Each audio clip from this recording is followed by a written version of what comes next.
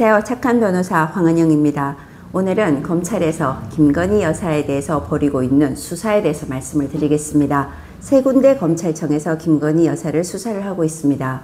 일단 가장 먼저 서울고등검찰청에서 재수사하는 도이치모터스 주가 조작 사건입니다. 이 사건은 권오수 전 회장과 그 주가 조작 사범들이 다 재판을 받고 확정까지 된 사안입니다. 그런데 김건희 여사의 통장이 이용된 부분과 관련해서 김건희 여사가 이 주가 조작에 가담을 했느냐 안 했느냐 이 사안을 가지고서 수사를 계속해왔던 것입니다. 일단 서울중앙지검에서는 출장조사, 황제조사 이런 비난을 감수하고서도 경호처 별도 건물에 가서 김건희 여사를 조사하고 무혐의 처분을 했었습니다. 이렇게 되면서 고등검찰청에서는 재기 수사를 지금 하고 있는 겁니다. 한번 무혐의가 되었던 사안을 다시 수사를 해서 기소를 하는 것은 단순히 절차상으로 의미보다는 추가 증거 자료라든가 이런 부분이 좀 더 확보가 되어서 혐의가 인정되는구나, 기소해야 되겠구나 이렇게 되었을 때 결론을 낸다는 점에서 보면 고등검찰청에서도 이 사건을 어떻게 수사를 할지 좀 지켜볼 대목입니다. 그리고 중앙지검에서 최근 김건희 여사에 대한 출석과 관련돼서 계속 보도되고 있는 명태균 씨 공천 의혹 사건입니다. 이 사건은 창원지검에서 이미 명태균 씨와 김영선 전 의원을 기소를 했습니다. 그것도 구속까지 해서 여기에 김건희 여사와 윤 전 대통령이 공천 개입에 관여를 했느냐 안 했느냐 이런 부분인데 이 부분은 창원지검에서 수사할 때부터 언론에서는 카카오톡 대화라든가 육성까지도 나오면서 증거자료는 생각보다는 많이 있는데 이것들이 얼만큼 정리가 되고 혐의를 입증할 수 있느냐 하는 부분인 것 같습니다.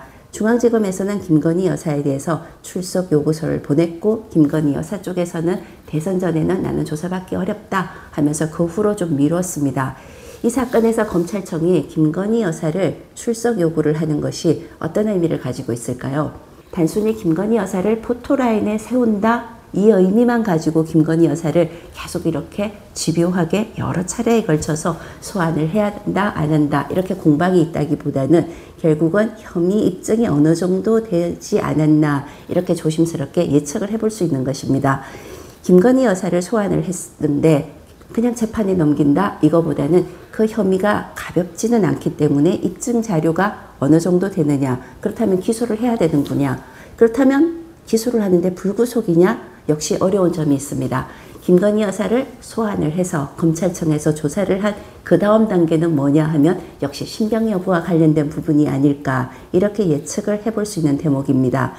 그리고 남부지검, 서울 남부지방검찰청에서도 김건희 여사에 대해서 수사가 일찌감치 좀 속도를 내고 있습니다. 사저를 압수수색을 했었죠. 어떤 혐의였을까요? 통일교와 관련된 청탁 의혹입니다. 윤 전 대통령의 임기 초반부터 계속 구설수에 올랐던 건진법사라는 사람이 통일교로부터 캄보디아와 관련된 개발 사업에 그걸 청탁을 받았다는 겁니다.